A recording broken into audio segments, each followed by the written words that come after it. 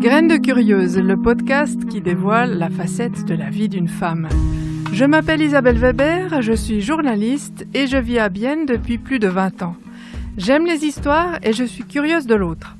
Mon envie, vous faire découvrir une des faces cachées des habitantes de ma région, celle qu'on croise sans pour autant deviner le trésor qu'elle recèle. Peut-être un voyage, une réussite, une épreuve, une expérience, allons savoir. Ce podcast paraît tous les vendredis. Vous pouvez le télécharger sur ma page Facebook, Graines de Curieuse, ou sur mon site internet www.grainesdecurieuse.ch, toujours avec le chiffre 2 entre les deux mots, ou vous abonner à ma newsletter pour vous tenir informé du dernier épisode. Cette semaine, c'est Sandra Locourteau de Bienne qui se dévoile. Elle est directrice d'agence de traduction et de communication, mais elle est aussi fille d'immigrés italiens et elle a choisi de nous parler de son intégration en Suisse, du sentiment d'étrangeté dans ses classes qu'elle a suivies à Berne, mais aussi de la politique qui lui a permis de trouver sa place.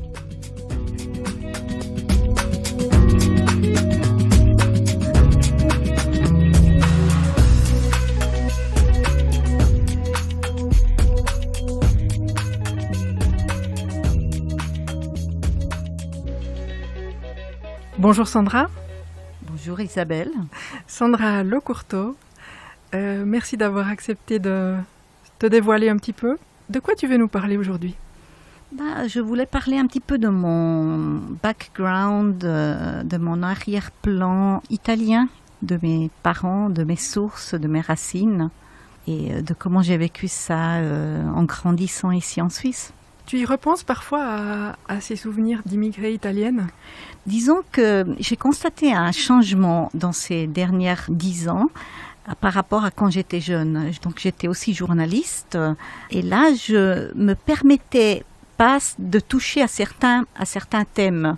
Par exemple, je faisais du journalisme en allemand. Et je me refusais de faire des articles sur la politique des étrangers, par exemple, parce que je trouvais que ça me touchait de trop près. En plus, peut-être je cachais un petit peu certains traits de caractère plutôt italiens que j'avais, en tout cas avec certaines personnes ou dans mon entourage professionnel. Et je me rends compte que maintenant, avec l'âge, je suis beaucoup plus relax, beaucoup plus cool. Je montre beaucoup plus de ma italianità, de mon italianité envers les autres. J'ai plus tellement de problèmes à me montrer très suisse maintenant. Tu as quand même grandi durant cette époque de cette fameuse loi Schwarzenbach qui voulait renvoyer les Italiens à l'étranger, en Italie, quoi. Oui, donc je me souviens encore de Valentin Höhen et de Schwarzenbach à la télé qui disaient justement que les Italiens devaient rentrer chez eux, effectivement. Oui. Comment tu as vécu ça, toi ? Tu étais enfant à l'époque ? J'étais enfant, j'avais entre 7 et 10 ans et c'était peut-être la première fois que j'étais confrontée à la politique. Je l'ai vécu assez mal, mais je suis pas restée à réfléchir là-dessus, mais disons, pour moi, c'était un petit peu la même chose que je vivais à l'école. On était à l'école à l'époque peut-être 3, 4, 5 Italiens maximum, et les Suisses nous tapaient assez dessus, il faut dire. Donc donc à Berne, c'était à Berne, j'ai grandi à Berne. C'était avec des mots comme chink, des trucs comme ça. Donc il fallait déjà se défendre. Et puis moi, j'étais une enfant assez timide à l'époque, oui. Pour toi, la Suisse, c'était quand même un pays assez particulier. Tu as vécu des choses étranges. Ce que je trouve aussi intéressant quand tu arrives et que tu es né dans une famille d'immigrés, donc mes parents sont venus et se sont connus en Suisse, sont venus travailler ici, je constate qu'il y a des choses qui sont quand même différentes par rapport aux camarades d'école suisses. Souvent, ça a à faire avec la culture, pas forcément avec le fait si on sait bien la langue ou pas. Mais par exemple, un exemple stupide, mais qui m'est resté, si on part en randonnée avec l'école, ça on le faisait à l'époque, et puis ma maman qui connaissait pas et qui ne venait pas de cette tradition de randonnée, elle ne savait même pas ce que c'était d'aller en randonnée en montagne, alors elle me mettait dans mon sac à dos tout plein de choses qu'elle trouvait utiles. Par exemple ? 2 ou 3 œufs cuits, de ciseaux, de beefsteak, donc des couverts, tout plein de trucs qui faisaient que mon sac à dos devenait très très lourd par rapport aux autres. Et puis quelque chose, s'il y a une veste, s'il allait pleuvoir, et puis tout ça. Donc c'était une maman très maman poule. Et ne sachant pas ce que ça veut dire aller marcher 3-4 heures, moi j'étais toujours la dernière dans cette randonnée qui s'essoufflait à amener ces trucs, qui n'était pas du tout habituée à marcher dans les montagnes. Et donc ça m'est resté un petit peu, oui, j'ai pas tellement aimé. Puis on me comment on dit en français? On se moquait de toi? On se moquait de moi. Donc tes camarades voyaient ce que tu avais dans le sac? Ils voyaient ce que j'avais dans le sac. Naturellement, j'avais trop à manger, donc il fallait à nouveau que je partage. Ça, c'était le côté positif, mais ils se moquaient quand même. Et c'est beaucoup plus tard, c'est maintenant, dans les dernières 5 ans, que je commence à découvrir la beauté d'aller en randonnée et d'amener très peu dans le sac à dos. Voilà. Qu'est-ce que tu leur donnais à manger à tes amis? Il y avait 2-3 sandwichs de ma maman, fait avec beaucoup d'amour, puis des fruits, des trucs. Donc, j'aurais même pas pu manger tout ça. Et le cervelas? Un cervelas, oui, elle me donnait aussi un cervelas pour cuire. Donc là, elle était quand même un peu intégrée. Tout à fait, oui, tout à fait, oui. Tu disais avant, tu as commencé à t'intéresser à la politique, un peu comme ça, indirectement, et contre ton gré à l'âge de 8-10 ans, donc pendant l'enfance. Est-ce que ça a son origine à cette époque-là? J'y ai pas réfléchi, mais je pense que tu as raison. Parce que il faut aussi dire que mon père avait aussi un certain arrière-plan politique. Mais la politique, on la vivait pas en Suisse comme dans les maisons de mes camarades. Donc on discutait pas des votations parce que mes parents, à l'époque, n'avaient pas le droit de vote. Donc là, je me sentais aussi un petit peu à nouveau exclue, quelque part. Et à un certain moment, j'ai voulu faire partie aussi de cette culture de votation, 4 fois l'année, tout ça. Ce qui m'a amené d'ailleurs à travailler pour un grand parti, un certain temps, un grand parti suisse. Donc là, j'avais pas encore le droit de vote, mais j'avais déjà une espèce de rôle où j'influençais des autres personnes avec mon travail d'arrière-plan. Mon père, pour revenir à ça, avait eu un passé politique en Sicile. Il vient d'une famille sicilienne, à l'époque de Mussolini, donc sous le fascisme. Et mon père a été ce qu'on appelle en italien une camicia nera, donc une chemise noire, un fasciste. Voilà, un fasciste, ce que j'ai jamais voulu être naturellement. Donc par rapport à mon père, je me suis située assez vite au centre gauche et c'est là où je suis restée toute ma vie. Est-ce que tu as eu l'occasion d'en parler avec ton papa de son passé à lui? On n'en a pas vraiment eu l'occasion d'en parler parce que mon père, après, il est parti quand moi j'avais 15 ans.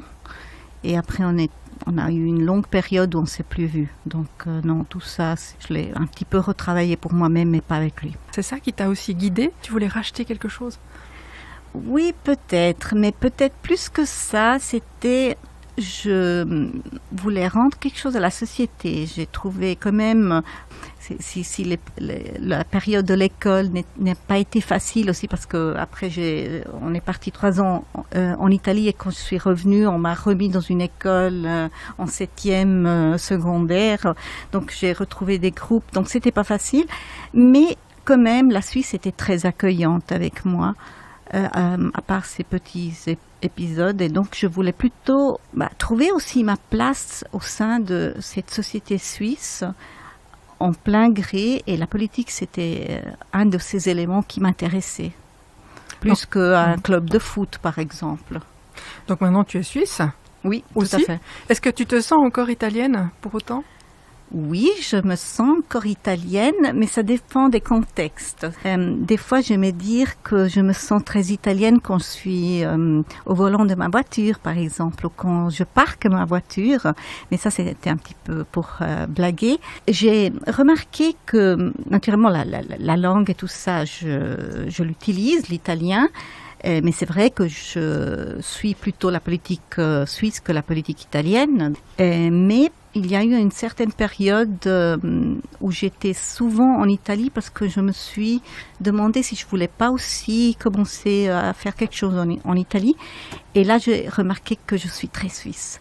Par rapport quand je me confronte à des Italiens, après je remarque combien je suis suisse dans ma pensée, dans ma manière de réagir, dans le fait que quand je dis quelque chose, je vais le faire et on va rester même 2-3 mois, mais ça sera fait une fois. Mm-hmm. Tandis que peut-être l'Italien, je ne veux pas généraliser trop maintenant, mais il va peut-être se dire « Ah non, c'est trop compliqué, on va laisser tomber tout ». Donc il y a des choses que j'ai appris et que j'ai intériorisées et qui sont vraiment suisses. Donc probablement je suis à 70% suisse. Est-ce qu'il t'arrive de parler politique italienne avec des Suisses ou avec des Italiens ? Ça m'arrive aussi, oui. Mm-hmm. Mais aussi politique française, politique allemande. Donc là je suis assez ouverte aussi à ce qui se passe aux États-Unis. Pour terminer cette interview, qu'est-ce que c'est ta Madeleine de Proust de la Suisse quand tu étais enfant, comme ça, fille d'immigrés ? Oui, ça c'est une question assez difficile maintenant de prendre comme ça dans ces différentes périodes d'école, primaire, secondaire et puis aussi l'école commerciale. J'ai remarqué qu'on avait quand même souvent, on se retrouvait dans un petit groupe qui était des italophones comme moi, qui avaient grandi en Suisse. Donc on parlait un mixte entre italien et suisse-allemand qui était très mignon. On essayait des fois de ne pas prendre le premier mot qui nous venait comme ça en tête, mais quand même c'était souvent comme ça. Et donc on était quand même un petit peu un groupe d'italophones souvent, qui était un peu séparés des Suisses.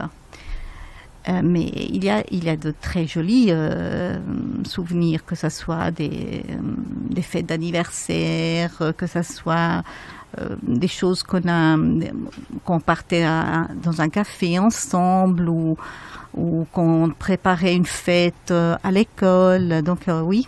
Et d'ailleurs, je vais toujours très volontiers aussi à ces retrouvailles de classe qui se font de temps à autre. Sandra Locourteau, je te remercie infiniment de m'avoir accordé ce petite interview pour ce podcast d'aujourd'hui. Tu es une des Biennoises. C'était un plaisir. Merci, c'était un plaisir aussi pour moi. J'espère que cet épisode vous a plu. Ne manquez pas de m'envoyer un commentaire sur Facebook à Graines de Curieuse ou de vous abonner à ma newsletter sur le site www.grainesdecurieuse.ch avec un 2 entre les deux mots. Soyez heureux et à vendredi.